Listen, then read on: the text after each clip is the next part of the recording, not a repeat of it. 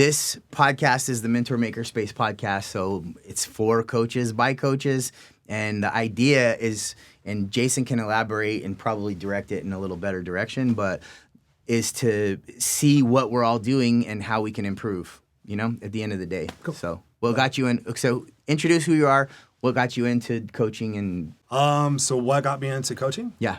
The thing that got me into coaching was realizing that I could use my story of all the different adversity that I went through to be able to help people go through the similar thing and not have to make as many mistakes as I did.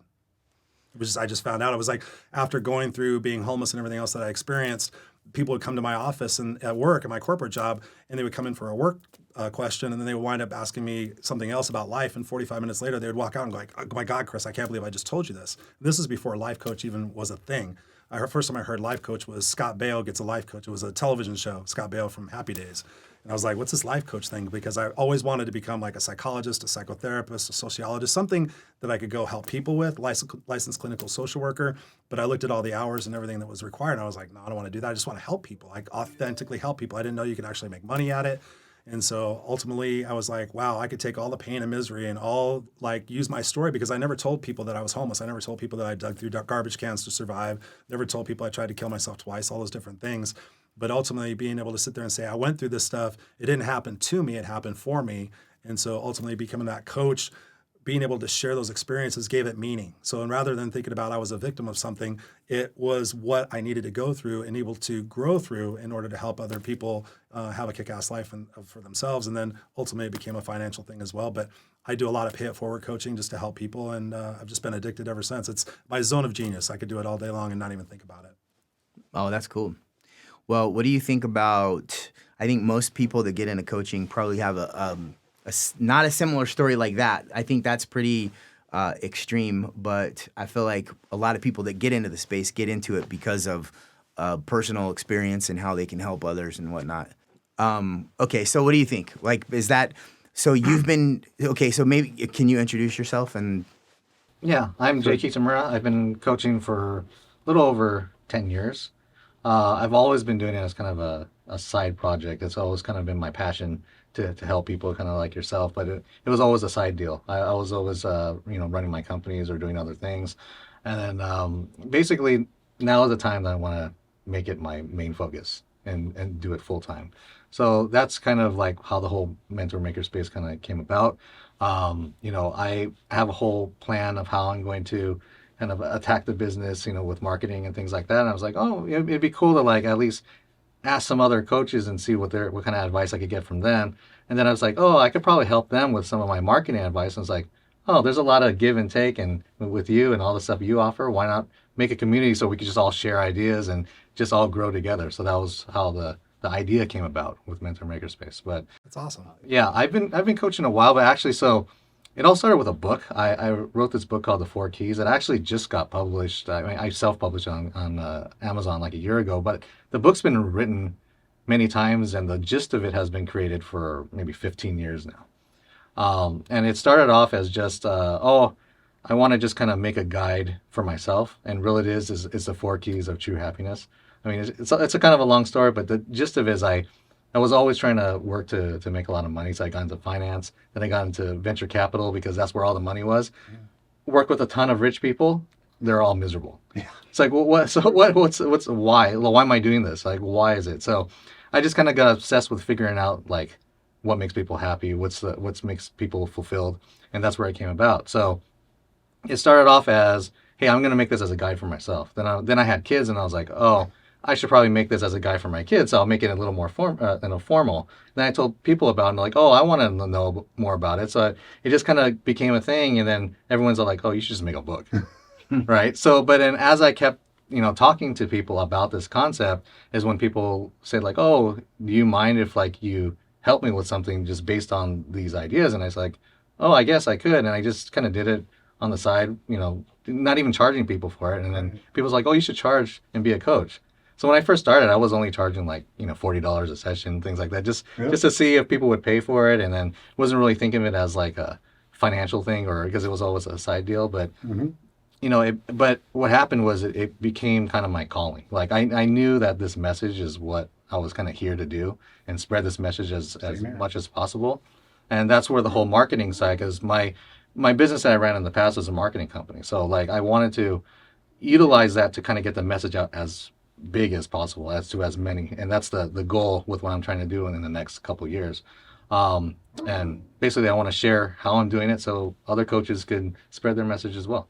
That's how everything happened. Love it. Doing it for all the right reasons. That's that when you have the heart in it, that's what really means the most for me, especially in finding people. I found in the personal development space that I thought everybody got in it to be able to help other people. And then I was at a couple of big speaker events when I wore the suit and tie and everything else, and I saw some of the big names come backstage. I won't mention their names. But big come on, why not? Nobody's listening. Big people that were I've written very powerful books, and I watched them come backstage, and I'm like, why is that guy over there all angry and everything? What is he? He keeps asking about sheets, and I found out make friends with a photographer at an event because they tell you everything. And he's like, oh, he's asking about how many people signed up for his courses outside. I'm like, why does he look all mad? He went out there and just spoke to a huge audience and had a big impact and everything. I was like, oh, for them it's about the money. And I was just like, whoa, what do you mean? Like for me, I just want to change lives. I just found out that you get paid for, and that's an added bonus. But yeah, it's been a very interesting thing in the coaching industry and the personal development industry, and that's why I just decided just to be me and not go and pretend to be like I'm everybody else with the little triangular pose and everything. Because if I'm going to help people and if I'm going to suck at it, I'm going to suck at it being me. Yeah. Why try to be anybody else but yourself? Well, it's funny. I got really lucky and got accepted into USC. After I was denied probably, 15 or 20 times, but I'm a hard-headed person, and they admitted me finally. And so my feasibility teacher, so we had to create a business and then launch it and take it through all the steps. And so I thought I had this really good idea, and I told my professor about it. We were walking to my car, and he's like, and the idea was it's a community, but it was back then, and it wasn't based on making money. It was based on helping people achieve their dreams. Right? So right now it's called the Dream Challenge, and I'm actually taking it to the second step. But when I told him about it, I thought he was going to be like, yeah, that's a good idea, Scotty. And he looks at me like we literally were walking to the car, and he stops and he looks at me and he's like, Scotty, that is the stupidest fucking idea that I have heard. And then I looked at him like, wow, he just told me that was the stupidest fucking idea that I thought was a good idea. So I had automatic respect for him because he wasn't pulling any punches. Right. He literally was telling me that. And he says, Scotty, at the time it was 2015, he's like, who is the biggest philanthropist of our day? And it was Bill Gates. Bill Gates, yeah. Why? Because he had the most money. And I thought, and he's like, Scotty, this is a business feasibility class. Show me a concept that will make money. Once you have the money and there's margin, then give it away and make the world a better place. Sure. But you have to start with the making money, right? So then I came back, and then I had to go back to the lab and try to figure something else out. And that's where I launched the whole Flip Creative Consulting. And anyway, long story short is that I think a lot of us do things out of our heart because we want to make the world a better place. We want our younger self that was struggling and stupid and had all the cards stacked against us. We want our younger self to have everything that we didn't have. And so we're doing everything we can to make sure that we appeal to that dude, because that dude isn't going to listen to somebody that's doing this pose, or is it that pose, or that you could get in trouble if you do that the wrong way, right? But so that's I think what we're all here for. But so my name's Scotty Carlisle, and I started talking to Jason because I had a life turn, and I'm like, okay, I need to redesign myself again. What is it exactly that I'm going to do? And I've looked back, and from a lot of conversations that Jason and I had, is there's a lot of adversity that I've overcome. And so I decided I'm a brand new life coach, or I'm officially starting April 1st, but April Fool's Day. Yeah. I couldn't pick a better day for me. You got to do some spoof videos on that. Hey, I'm a life coach. Yeah. Huh? You have any ideas, Sky? We'll come up with something, or ask Chat GPT, like what ideas they have. But the thing is that we, as coaches, in order for us to make a bigger impact, we have to be smart about the way that we market ourselves. We have to understand the landscape out there and the different tools that are at our disposal. So that's why Jason, I feel like, he comes from a marketing background, but also a technological background. So all of the things that are behind the curtains that I've never really understood, I've hired or, outsourced, he actually knows how to do all of that. And so I feel like it was a nice combination. And anyway, so you are our first official guest on the Mentor Makerspace Podcast. Let's do it. Thank you very much. I'm honored to be here, guys. I truly am. I am. Thank you. I mean, we've known each other for so long now. And we always kind of knew that there's some reason why we've known each other and we met way back in the day. And here we are today. And so I think, everything, people line up in your life for a reason, a season, or a lifetime. And I knew it was a lifetime with you. And that I was going to actually bring the old pictures from back in the Toastmasters day when we were in our suit and tie and everything, just to reminisce. Was that like 2010 or something like that? It was a long time ago, man. We're getting old. Yeah. Oh, yeah. You're getting old too, though. behind you. It's crazy, man. You blink and so you know what? We don't have a whole lot of time in front of us, right? Okay, so maybe you guys do. I don't know about me, but part of what I want to do is draw on each other's strengths so that we can magnify our impacts. And I know that I can learn things from you. I know that I can learn things from you. And hopefully you guys can learn something at some point, especially probably mistakes. But, those are very valuable. It's important. So I think that, a lot of us, so I think there are a lot of different life coaches out there in different places of their business, right? And when you say life coach, that could probably mean a lot of different things. It's very broad, for sure. Yeah. So what are some examples of life coaches that are out there? I think a coach in general is somebody who kind of creates a reflection of yourself. So you can actually get an outsider's perspective so you could kind of understand yourself better. Yeah. I think on your Twitter, you asked that question, difference between a mentor and a coach, right? Yep. So a coach, I think a coach, just like, like having a golf coach or anything, they're looking at what you're doing from an outsider's perspective and saying, okay, you may be a pro, you may be Tiger Woods, but you still need to see what you're doing that day that could be better, right? Yeah. And that's what a coach does. It gives you insight that you wouldn't have thought about and lets you kind of answer your own questions. That's a lot of people that have coaches they go for, I think. Other times, sometimes it's for, just to get over something. There's coaches that help you navigate obstacles for sure. I don't know. What do you think? Yeah, it's a lot of that. What I figure I teach people to do is I ask them questions and I give them permission to actually go and be daring and to be great and to sit there and think about it. Because so many times we're like, I'm just going to stay small and stay certain and stay particular based on the conditioning process that we go through when we're kids. You think about from 0 to 5, that's when we really become who we become. I've studied child psychology because for me as a coach, I want to get back to the quickest way I can help somebody have the realization and have that aha moment, like, wow, I really am in control. Wow, I really don't have to be defined by my past or what people said to me or the mistakes or the failures that I have. I get people to literally flip. Okay, what if a mistake was a stepping stone? Would you continue to go make more of those, right? Have you learned from all your mistakes? Yes, we'll go make more. Well, what do you mean? No, flip that on its ass and be able to sit there and say, no, how can I sit there and see this from a different perspective and ultimately ask them those questions to get them to the root of why it is that what's holding them back. So again, when you think about when you're a kid, get your head out of the clouds, stop dreaming. You got to be realistic. We go from being these curious, adventurous, playful beings to living inside this bubble. You have to go get a job.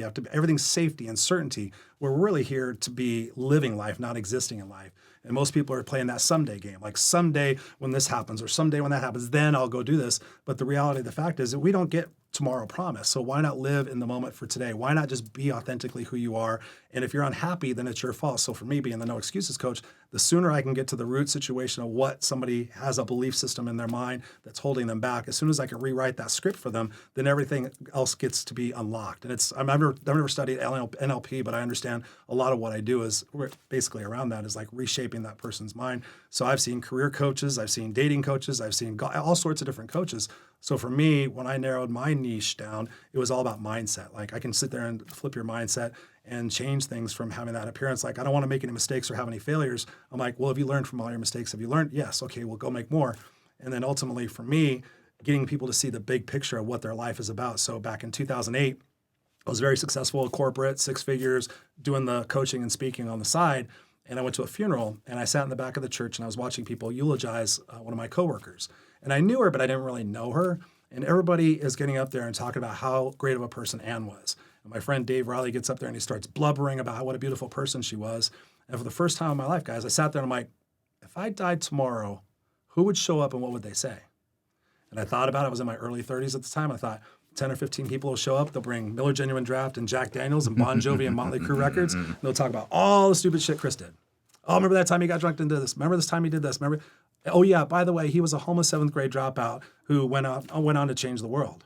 And I thought, do I really want my legacy to be a postscript of what I was truly here for? And so I went home and I wrote my eulogy. And God's honest truth, it was 2008.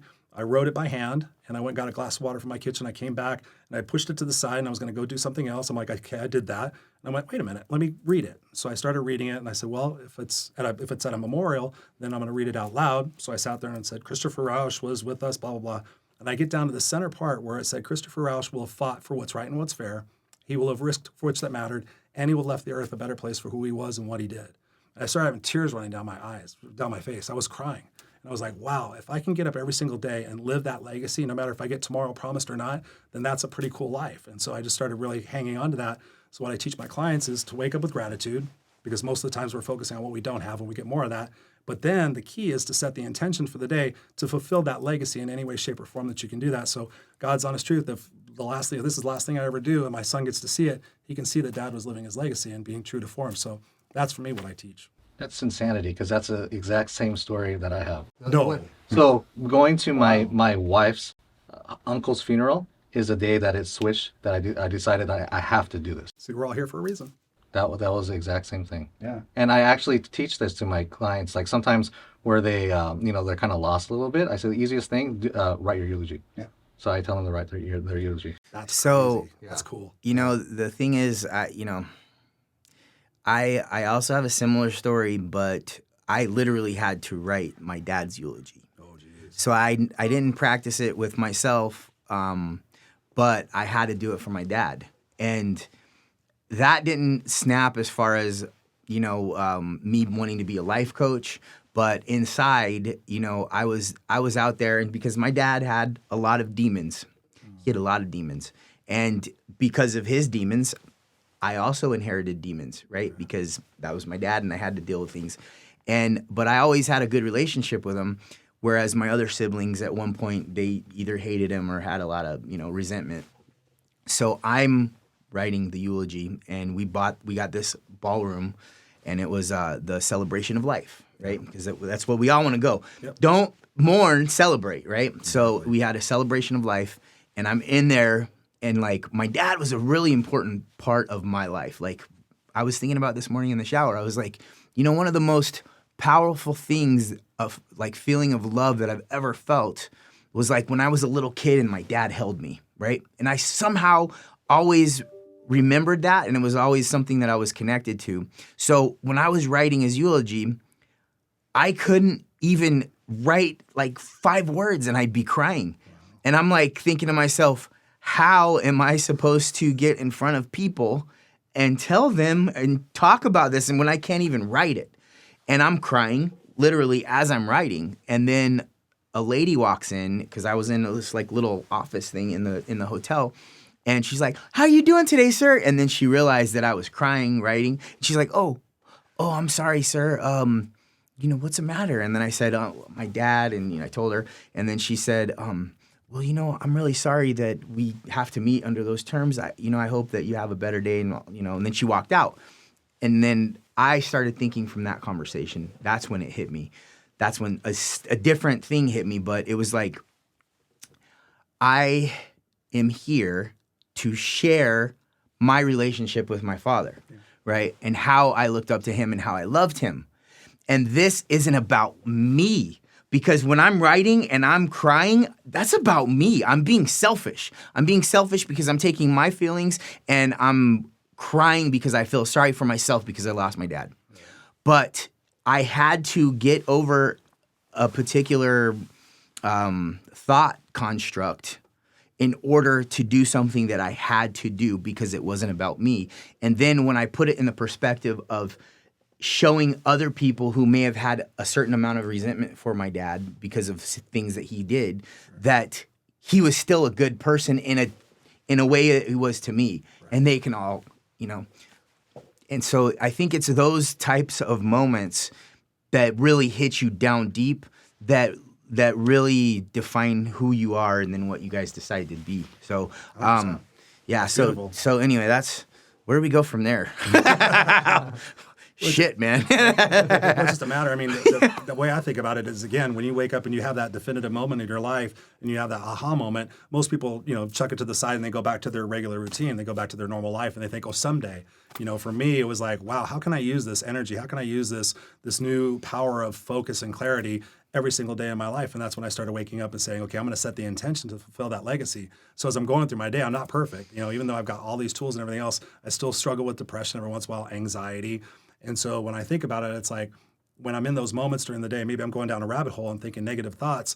Wait, Chris, did you wake up this morning and set the intention to have negativity in your life? Or did you set the intention to make the world a better place for who you are and what you do? Have I done that yet today? No. And I immediately stop what it is that I'm doing because I'm my own best coaching client. I tell people that all the time. I'm always 100% congruent. For me, congruent, trust, honesty, those things, values are super, super important to me. So I would never give anybody any advice that I would not take myself. I was a relationship coach for a while, and I realized, okay, I'm not being congruent with what I'm telling people. I can tell people what to do all day, but I'm not having those tough conversations myself. So I stopped being that because I don't want to be incongruent. So ultimately, if I could sit there and say, wow, I'm supposed to use my situations and help build and lift up other people, then that gives myself meaning and value. And that if this is the last day that I'm here, will I be proud of the legacy I get to leave? Will there be any unanswered questions or anything like that? And so I'll just shift and I'll go do something else. And immediately it just changes the physiology of what you're focusing on. And that goes to the side and then you get back on track. So I think having those bigger lessons, I teach people you have a big enough why, you have a big enough how. And so what I teach people in coaching is like, what's that leverage for you? Like, for example, I had somebody recently come to me for coaching and they said, I basically told them what I charge. And they said, wow, Chris, if I had that kind of money, I wouldn't need you. And I said, okay, well, let me ask you a question. I said, this is all about leverage. I can totally understand what you're saying. I said, tell me something about, I said, if I asked you to go raise $10,000 in 7 days and it can't be illegal, immoral, or unethical, could you do it? And we're on a Zoom call and they're like, no, what are you talking about, Chris? No, I wouldn't need you if I could do that. And I said, okay. All things being equal, I said, who's the person you love the most in your life? Do you have kids? Yes, I've got kids. I said, give me one of your kids' names. Sean. How old's Sean? 9 years old. I said, okay. I said, I'm going to go dark for a second because I believe things, we often bounce higher from our adversities than when we hit rock bottom. We often hear that people have to hit rock bottom. So I said, okay, so you come home from work tomorrow, you walk in the front door and Sean's sitting in a chair and there's a gentleman sitting next to Sean with a 9mm pistol pointed at his temple and says, if you don't raise $10,000 in the next 7 days, it can't be illegal, immoral, and ethical, or I'm going to pull the trigger and your son's going to be dead. Do you do it? And it's only been a matter of 2 minutes before when I asked her the original question, and she's like, well, yeah.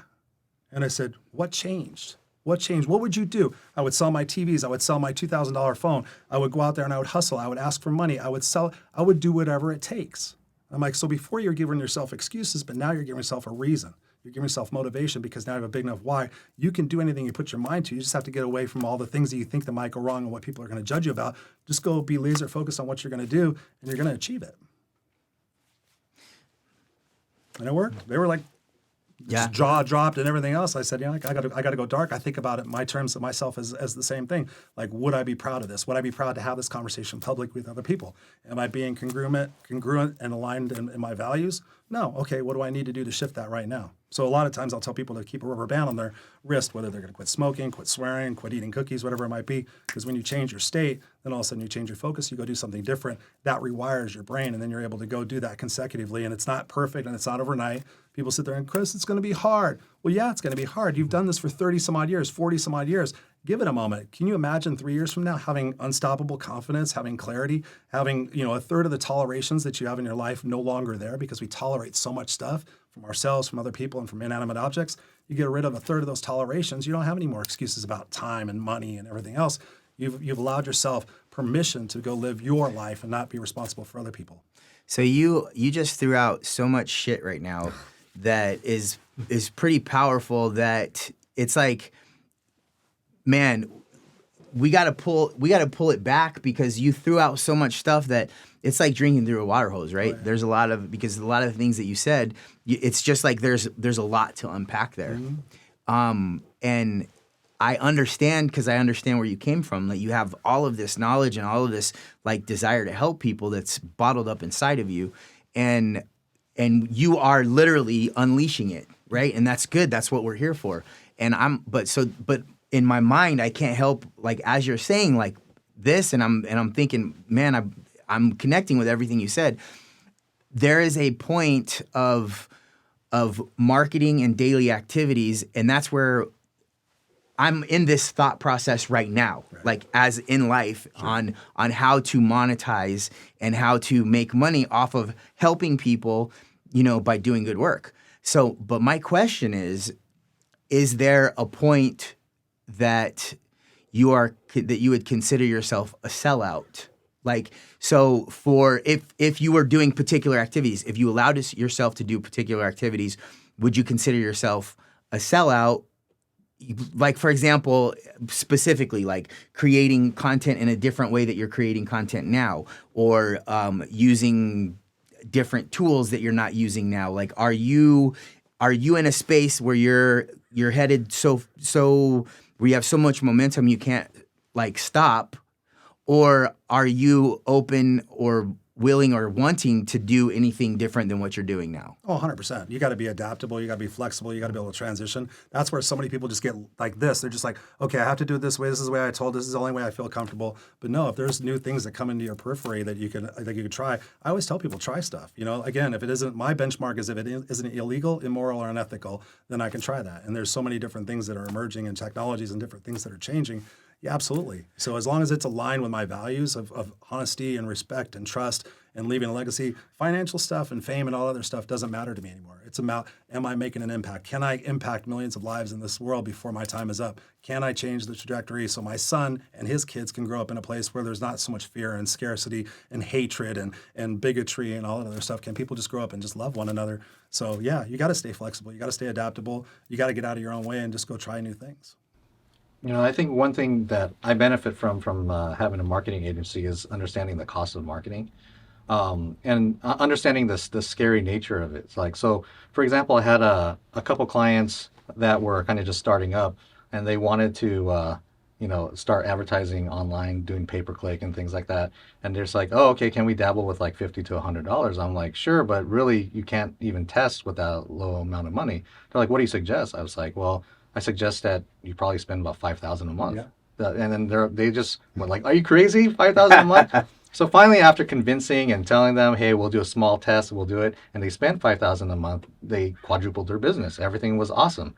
And then after that, it was like, oh, 5,000, let's do 10. You know what I mean? So, but in order for them to get from that $50 to 5,000, it was a huge like mind shift, right? Oh, totally. So with coaches, I think the one benefit is that since I know the cost of marketing, I know what it actually will take to get the word out there. If you're really committed that your goal in life is to get your message out there, then you will have to understand that it will come with costs. Therefore, you need to make money to get more people to listen to your message. Yeah. So, we all want to do it for free. Like I mean, I don't want to advertise this, but I would probably do it for free, because I love doing it. You probably would too, the same thing. Everybody loves to help people. But we're doing a disservice to everyone else by doing it that way. True. Because if we can't, it's like for your business right now, if you had a, $60,000 a month marketing budget, how many more people could you help? Yeah, 100%. That's a good point. Right. So, I mean, how do you do that? We have to monetize, right? And there's two parts of that too. The one that's kind of, I think, is a little controversial is I always use Oprah as an example. Oprah was killing it on TV, number one, obviously. Why did she want to leave her own show and create her own network? Because she hated that she had to fill her content with fluff. She loved the inspirational stuff. She loved the great messaging. But she didn't want to do the celebrities and things like that. But what happened is she struggled. It was hard for her, and she didn't have the audience. The audience left. Why? Because the fluff brought the audience in, but then they stuck around for the good messages that she had. Right. So that's one part that's a little tough to gauge because you're asking about sellouts and things like that. Yeah. But at some point you kind of have to play the game a little bit to at least get the word out there, and then once you're out there and known, then you can spread your message. It's almost like people don't just want to, like, if you could shout the mountaintops your message and people are like, oh, I don't care. Right. It's almost like you have to get into a position where they'll start listening and then blast your message. But to get to that point might require you to do a lot of things outside your comfort zone. So that's the kind of the dilemma I think a lot of us have. Yeah. Well, and from our conversations and, all of the different, now, whatever algorithm is out there with marketing life coaches or marketing companies that market to life coaches, they got my number. Because every time I'm scrolling, literally every time there is a potential for an advertiser, it's somebody that's going to help me make $1 million in the next 3 weeks or whatever. And they have their business model and they have everything. And it's like, and so again, from our conversations is like, there's a big disconnect. There's a lot of marketers out there that are trying to hit life coaches and sell them now a lot of them may actually be working. I feel like there is a lot of life coaches that do that make a lot of money, but there are certain times that you have to call bullshit, The problem is that they're taking models that they know work. They're just seeing, the coaches and people are out there that are using these methods and having it be successful. Well, the missing ingredient is that they're not a coach. They're marketers. So they're just looking at a vertical and just copying the motions. But without knowing like how a coach is supposed to work, how coaching works, how like somebody actually wants their message conveyed and things like that, there's a lot of disconnect. So it's not going to work for everybody. It's not cookie cutter because everybody's messaging is different. Everybody's methods are different. So that's why, it's kind of scammy, but not, because like if you threw it against a wall with 100 people, it probably will work for a couple of them, but it doesn't fit everybody's mold is the main problem, because they're not coaches themselves to understand that. So that's the benefit of the makerspace, because since we have so many different people, hopefully we grow it to be huge and there's a lot of different types of coaches, we can see what different methods are working for different styles and different types of coaches, and have everybody can get good information there. Yeah, and actually, I want to tell a story, because when you talk about sellout, it was something that triggered in my mind. We know who Les Brown is, right? Mm-hmm. Famous Les Brown. So Les Brown and Tony Robbins, when I was homeless, somebody gave me some cassette tapes of Tony Robbins, his first cassette tapes. Awakening the Power Within. The Giant Within. Yeah, well, that was the book, but the cassette tapes, and I listened to the cassette tapes, and I was like, wow, and I got hooked on personal development. So I'd go to the libraries back in the library days, and I would check out cassette tapes, and Les Brown I found was one of the other people that I really gravitated to. So fast forward in 2013, 2014, I changed from suit and tie speaking and saying everything else that everybody else was saying, own the whole kick-ass brand and being the no excuses guy. The way I look, this is normal, the way I look. And I got to go to an event where Les Brown was speaking. I thought just to be in the same room with Les Brown was like, oh my God, Les Brown's right up there. He's the pinnacle, Mrs. Brown's baby boy, or whatever I used to say that. And I was like, wow, I'm in the same room. And then all of a sudden he offered, I've got a 3-day speaker training course coming up here in Los Angeles. And I'm like, oh my God, it's probably like loads of money. It's probably like $10,000. I'm not going to be able to afford it. All this negative talk in my head. Get the sheet that we were talking about before, get the sheet. It was $999, $997 for 3 days with Les Brown. In my immediate scarcity mindset, I was like, oh my God, I got to pay my bills. I got to do this. I went home and talked about it with my wife and decided, okay, I'm going to do this. So I go to the Sheraton Gateway Hotel in Los Angeles. My friend Martin Presse is a speaker there. He's actually an ex-Toastmaster, competed in the world champion of public speaking. So he's wearing the suit and tie. I walk in this room. I've got my bandana on. My positioning was a little bit different. I had the bandana on. I had jeans, a dress shirt untucked with a tie. So I was kind of rocker, kind of business, kind of, just being me. Rocking business. Just my own style. And so one of the first things, Les comes in, and we're in this room, and Les is Brown. I'm like, Les Brown's right here. And he gives us each 20 minutes on stage, stand in front of the room, and sit there and say, give a representation of what you speak and how you speak. So I get up there and I talk about the Kick-Ass Guide to Life. I talk about my story of being homeless, how I mentor kids and everything. And he's, stop. And he starts proceeding, asking me these questions. He's like, do you swear in front of the kids? And I said, yeah, Les. And he goes, why? He goes, I don't agree with that. And I said, I'm going to talk to the kids how they talk to themselves. I said, I'm not going to hide or be pretentious or be anything else that I'm not. I've already been that person. I've already been the people pleaser for everybody else. So I'm just going to be me. So where everybody else got 20 minutes, he spent 48 minutes talking to me. I actually have it on recording because I was doing an audio recording just to get the feedback. And so the third day of the training, Les comes into the training room. And one of the deals that we got from this package was that he takes you up to his suite and he interviews you on camera. So like the Les Brown is interviewed. It's on my YouTube channel. So Les Brown is interviewing me on camera in his hotel suite. We spend like 2 hours talking. We're talking about all this different stuff. Go back downstairs. A little bit later, he comes in the room and he goes, "Hey, Mr. Kick-Ass, can you come here for a second?" And I was like, yeah, and everybody in the room is like, "Oh, wow." And so I go walk out there. God's honest truth, not making this up. Sheraton Gateway Hotel, right by the stairs, and there was a planter right there. And he goes, "Chris, you're an amazing speaker." He goes, "You have so much charisma. You have so much impact." He goes, "I'd love to put you on stages, but I can't do this." And he's like looking at the way I look. And he goes, I can't do that. He goes, "I would put you on stages. You're a phenomenal speaker. Your story's great. It's all on point." He goes, "But I can't do this." And I said, "Les, I'm not going to change." So when you think about, like, I had the Les Brown right in front of me, like right here. He's like, "I don't wear the suit and tie." He goes, "I color my hair." I could say this out publicly now. He goes, "I color my hair with mascara because I'm African American. My skin won't handle regular hair dye." He goes, "I color my hair with mascara." He goes, "I wear sweatpants all the time. I just put the suit on to go out there and serve this role." I said, "I don't want to serve a role, Les. I just want to be me." And I think, when you're just authentically, genuinely you can have that impact. So I walked away from the opportunity to be that. And I never regretted it, not once. And so it was like, being that true, congruent to yourself. I believe that God, source, universe, whatever you believe in, will reward you. And that now more than ever in this world that we're going through, people want relatability. They want, authenticity. Like I tell people I have bad days. I tell people vulnerable situations and I'm scared. Where most coaches, like my coach told me, "Don't ever tell them that. Don't tell them you're having a bad day." I'm like, we all have bad days. Come on, seriously? So for me, just being who I am and being able to rock that and connect with people has been one of the greatest gifts of my life. So yeah, I mean, sometimes you think about selling out, but at the end of the day, are you gonna be proud of that at the end of the day when you're thinking about on your life? Because another one of the pivotal moments for me was reading this book called The 5 Regrets of the Dying. I don't know if you've heard of it. No, I have not. That's phenomenal. one book I haven't read. 5 Regrets of the Dying. It's by Bonnie Ware, and it's a hospice nurse who sat with all these people who were passing away, and she talks about the stories.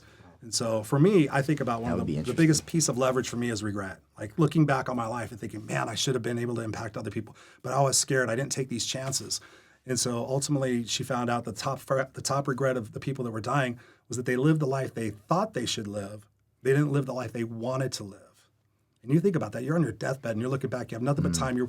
So-and-so said it was stupid. So those people are already gone or they're miserable or whatever else. And you could have been that person. So when you think about those potential regrets, that's the way I look at life. I'd rather be broke and be happy and be congruent and leave a legacy that my son can be proud of rather than anything else. But to your point, like you said before, I've talked to rock stars, I've talked to actors and actresses, I've talked to millionaires, billionaires. And at the end of the day, sure, fame and money for the first 6 months is the best thing since canned beer. But at the end of it, they're still unfulfilled because they're still not being who they truly are. There's still that little boy and that little girl inside that says, "I want to be a gymnast. I want to be a singer. I want to go, collect rocks, whatever it might be." But my dad said I had to be an attorney. My mom wanted me to become a doctor. And you live that entire life with that regret. To me, that's more pain than anything else that you can endure. Yeah. Well, but then again, it comes back to making a bigger impact with actually doing activities that are going to resonate with people and getting in front. Because if you're never going to make an impact if you can't get in front of them. Sure. Well, speaking of impact, if you ask yourself, do you think Les Brown would have pulled you aside if you were in the suit and tie in the first place? Yeah, probably not. Exactly. No, because everybody else in the room was kissing his ass. And even my friend Martin, we went out to dinner with Les in the Sheraton Gateway Hotel, and I was across from Martin, and Les was like at the head. And he's like, "Dude, why don't you just put the suit and tie on, And he's like, seriously, it's just clothes." He's like looking, like his eyes are bugging out and everything else. And I just looked at him, I said, "Martin, who's everybody talking about right now?" He goes, "You?" And he goes, "Fucking brilliant." I said, "People are going to go home from this and go, there was a guy that showed up in a bandana and a halfway a suit. And then he was talking, he swears when he has motivational messages." This is before Gary Vaynerchuk, before Andy Frisella, before any of those people that actually would dare to swear. And people are going to go home and say, this guy was unique. This guy was different. And all of us are our own unique selves, but we try to blend in. We try to fit in with everybody else and try to make everybody else happy. When at the end of the day, we're quietly suffering inside. I talk about this term that I now call comfortably miserable. So many people in this world are comfortably miserable. They're good job. It's a good relationship. It's a good house. It's a good car. I'm like, when did you subscribe to life to be good? Didn't you want to subscribe to life to be great, to be excellent, to be phenomenal, to go out there and really truly live life or sit there and exist in it? I always say comfort is a killer of dreams. Yeah, it is. Yeah. And my coach, the great Sally Anderson, she's a phenomenal coach. When we were working together, she had me watch a video that pound for pound, dollar for dollar, it's 1 minute and 30 seconds. It's by Steve Harvey, the comedian, the talk show host. And it's called Jump. And I've probably had thousands of people watch this. 1 minute and 30 seconds, probably the best video I've ever seen in my life. And in there, he talks about the fact that we see people going off to the south of France. You see people buying this and doing this and everything. He says, they jumped. He goes, they jumped, but their parachute didn't open right away. He goes, they fell and their backs got scraped up and they got scared and everything else. But eventually their parachute opened. He goes, but guess what? He goes, if you never jump, your parachute never opens. And for me, Yeah. like, you got to jump. You got to take those risks and go for those things if it's truly important to you. Otherwise, you wind up with that leverage of regret at the end of the day. And that's a powerful book, The 5 Regrets of the Dying. I couldn't even get through it. It was so sad just to think about how many people are sitting on their deathbed just looking back on their life going, wow. Right. Just making sure that you're not going to be one of them. Nope. Or me or you. Okay, so as far as the messaging, as far as what we're doing and why we're doing it, is there anything you'd want to talk about? So let's say there are other coaches that are listening to this podcast. Is there anything else that you would want to mention that throw out there as far as either what we're going to be doing or anything that pops into your mind as far as what to talk about? I mean, I think the main thing that people have to realize that it's a community. So it's not anything without their own participation. It can't just be like us posting stuff and there's people reading and like, oh, that's cool. No. People got to ask questions. They got to engage. They got to help other people. I mean, I'm hoping, because the nature of coaches are helpers, right? So I'm hoping that everybody is going to want to offer their own assistance to other coaches. And the big thing is, I know there's a couple people that say like, oh, well, I don't want to give my secrets away to my competition, but literally, like, how many clients can you handle? How many people are there in the world? There's plenty of people that need help out there. There's plenty to go around. It's not like that. I think the more we help others, the more they can help you, the more everybody's message could be put out there. Yeah. Amen. I don't care about that stuff. I mean, everything that's been written about personal development has already been written. Psycho-Cybernetics, one of the books, was written back in the 30s or something. That says it all. It's just we all have different ways of saying it, different delivery styles, different connection styles. I tell people all the time about the eulogy thing, like, oh my God, that's so great. I'm like, why do you give that away? I'm like, because if you can help somebody else, then together we're doing it. It's not a hidden secret. It's just something that I've used, the tolerations list, things that I use. I give that, it's the impact. And people, when they see that you're really there to serve, that's where people are going to connect with you. And that's what people are looking for now, is people they can trust. Know, like, and trust. Well, what I've found is that you can read everything. You can read every encyclopedia known to man and have all of the knowledge, and it doesn't mean shit. Yeah. And I think that our value as coaches and as people that are helping others isn't just the insight that we give them as far as the knowledge and things in our own experiences, but it's the accountability. It is the connection, right? Which is one of your points was one of your keys, is the most important part. It's one of them. Is that the ultimate, or that's the last door to walk through, basically? Yeah. Connection is the end. Yeah. There's been so many research studies on when people are connected. Like, there was rowers, and they did a bunch of studies, and they found that their pain tolerances went through the roof. Like, you can do all, and then even look at COVID. People that were more socially connected were less likely to actually get COVID, even if they were given the virus. So connection is so important. And I just think that as coaches, that our presence and our connections with our clients is really what it's about. It's our connections and how we can either provide accountability checkpoints. So it's not just the insight, it's the implementation. And I think, so that's the important thing. And as long as people are understanding that, it's the implementation. So if you don't involve yourself, then you're only cheating yourself. And then us too. So don't be a part of this damn group. I'm just kidding. But honestly though, if I don't think when people have the understanding of reality, it's not just the tips. It's not just the advice. It's that hand holding and walking through and holding people accountable. You know what I found, honestly? Yeah. People want to hear this sentence. It's going to be okay, Scott. It's going to be okay. That's what people want to know that. And the thing I found recently, you're speaking about COVID, one of my ways of giving back, because I call it pay it forward coaching. That's how I started coaching, was people would work with me for 6 weeks, and I didn't want money for it because most people couldn't afford it. And so you work with me for 6 weeks, and you go do 3 nice things for complete strangers and come back and tell me about it. I got inspired by watching a Pay It Forward movie with Haley Joel Osment. Mm-hmm. I was inspired. I watched that movie and Patch Adams for whatever reason the same weekend. I was like, wow, I'm really inspired to go out there and help people. So I'm like, how can I use this with my zone of genius? Another great book out there, The Big Leap by Gay Hendricks, phenomenal book. Your zone of Two genius. books I haven't read. All right, cool. So zone of You need greatness. to come by more often, man. Zone of greatness, zone of excellence, and zone of genius. So oftentimes we're in our zone of excellence, but we're not in our zone of genius. But the thing I found out, doing that is people would come back, and it wasn't it was my coaching, but going and seeing something from a different perspective, seeing what other people don't have, like going and volunteering at a homeless shelter or buying a homeless man a meal and having a talk with them and things like that. They were coming back and like, wow, Chris. Because so oftentimes we focus on what it is that we don't have, so we attract more of that. We know the law of attraction actually is something. That was something we get out of The Secret. What you focus on more is what you're going to get. So I give people an example, like look around this room right now. Tell me everything that's red. And you're like, red. I'm like, okay, tell me what was blue. Well, Chris, you were telling me to look at what's red. Okay, the exact same thing. If you're not looking at what you have in your life, then you're not gonna get as much of that. So I did that again during COVID. I said, okay, I'm just going to offer, I was doing my walk and talks I was telling you about before. I'd say if anybody's watching this and feels inclined to connect with me, I will give you a 45-minute coaching session, absolutely no charge, and then you just go pay it forward with somebody. And so I did a couple of hundred of those, just my way of giving back.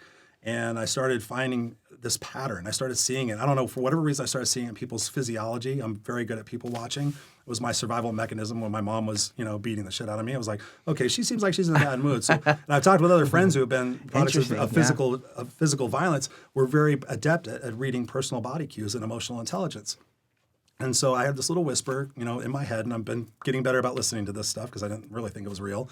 And I said, ask them, do they love themselves? I'm like, what a stupid question. Like, I asked this person on Zoom right now that, do you love yourself? Of course people love themselves. I listened to the whisper, and I would ask people like, okay, I'm going to ask you this question. I don't want you to think about it too much, but it's a yes or no question, and I want you to answer as quickly as possible. I'm like, okay, what are you going to ask me? I'm like, do you love yourself, yes or no? Other people were like, yes, Chris, what a stupid question. 75% of the 200 people that I talked to did not love themselves, or they struggle with loving themselves completely and wholly. And I'm thinking, again, going back to that root cause of what messes people up, if you don't have love and respect and for yourself, then how are you actually going to truly be successful in life? So then I started adapting some of my coaching to incorporate that self-love component, which I never thought of. My friend Scott is totally into the whole, he has an organization called Go Love Now. I'm like, what does love have to do with it?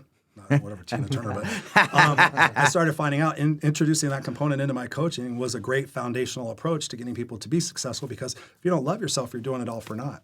So that connection purpose, if you're truly in alignment and congruency, then people are going to want to be that. I attract people all the time who's like, Chris, you're just being you, or you're so this, you're so that. And I'm like, thank you, but I'm just being me now.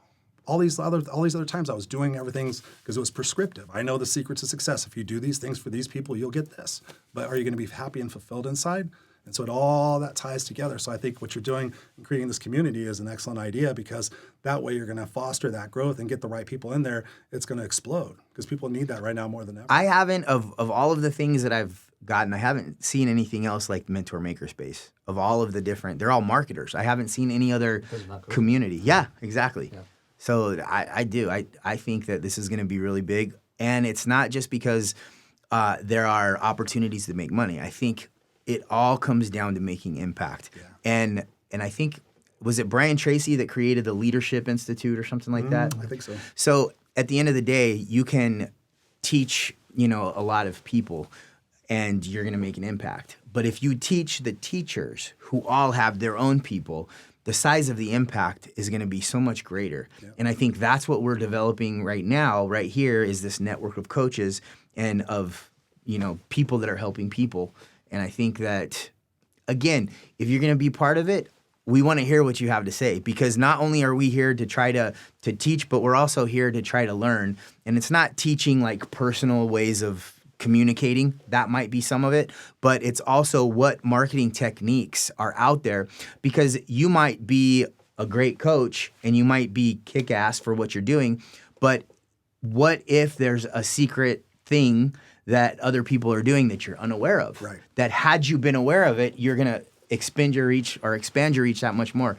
And that's where, again, talking to him about all of the things that we have behind the curtains, as far as like,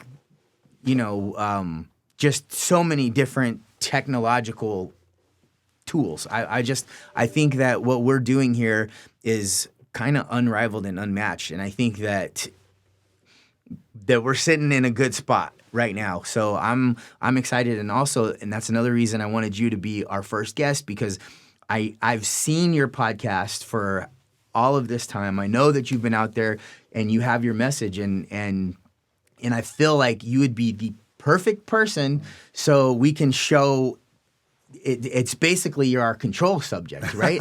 Nice. So like I mean it's the truth, and that's because of our personal relationship, right? Because I know and I see it, and it's not like somebody that we're just plucking out of, Facebook or LinkedIn or whatever that does it and say, hey, what about you? No. I know you. Yeah. We know each other. And so it is going to be a true testimonial whether this shit works or it doesn't work. It will. And if it's not, I know in a blink of an eye, you're not going to say that it does. You're going to say what it is. Right. And I also know that the power of authenticity is way bigger than any other power of anything out there. And if you're not authentic, that you're not going, your message is going to be limited. Yes. So I want you for that reason. I know that if it's something good, that you are going to say it with a fucking bullhorn. Oh yeah, on the top of the mountaintops. Oh, 100%. You can't shut me up. No, I'm excited. I'm ready. Awesome, man. It's beautiful what you guys are doing. Anything that lends to making an impact in the world, I'm all on board. I mean, I look at my son. I was never going to be a parent. I was never into kids. And I look at my son's face and I'm thinking, does he really deserve to inherit this world? Like, really? I mean, you have kids like... Oh, dude, I got 5 of them, so yeah. Do they deserve to inherit this world? And what can we do as adults to leave this world a better place for who we are and what we do? That's my whole mission, and just trying to help heal people, because hurt people. And I've done it one by one, or I've done it in audiences of 1,000 or thousands, is the fact that when you get the people to have that aha moment and they go back and they tell other people, like, just imagine the world today if every single person just did one nice thing for somebody else today. Today's National Do Something Nice for Somebody Else Day, and every single person in the world does it. Imagine for 2 weeks how massively the world would shift. See, people stop watching Fox News or CNN, and other people are like, oh man, I'm addicted to this stuff. I want to go out and help other people, help people in your community. Go out there and give. It's one of the best drugs in the world. When I go and speak to at-risk kids and I talk to them, and I see that aha moment in their life, and I have them call me 2 years later, and when they were on drugs and everything else, and they tell me they got a job and they got an apartment and they got furniture now, and like just the small things you take for granted, and they're just like, Chris, I did it. And to know that I had a part in that I know that all the hell that I went through, being homeless and everything else, had a role in that, then it all gives that amazing meaning. So together we can make the world a better place, and that's my God's honest goal every single day, that I'm known for that, and I can leave that legacy and pass that on to my kid. And that I know that the kids can inherit a beautiful world that's, not controlled by hate and fear and all that other stuff. Because I don't watch the news anymore. I don't follow politics. I'm fat and happy. And whenever I go out in the world, I see beautiful. I was just in Disneyland on Saturday or on Sunday. I went to Disneyland at California Adventure, and I just looked around. I just stopped. I'm like, look at all the people around here. That person could have voted for Trump. That person, I bet you if I fell down right now, everybody would come over and help me. Yeah. That's the way the world really needs to be seen, and not the way it's seen in the video and the news and all of that bullshit, because there's a lot of beautiful people out there, and we just need to connect them all. Agreed. Well, that's what we're doing. I think we're good. So, and I guess we'll call this to an end. Anybody out there, again, it's very important that you contribute and that you're part of the community, because what you put into it is what you get out of it. So if you're listening, then thank you. If you're not, then thank you anyway as well. And we'll see you guys later. Thank you very much. Yes.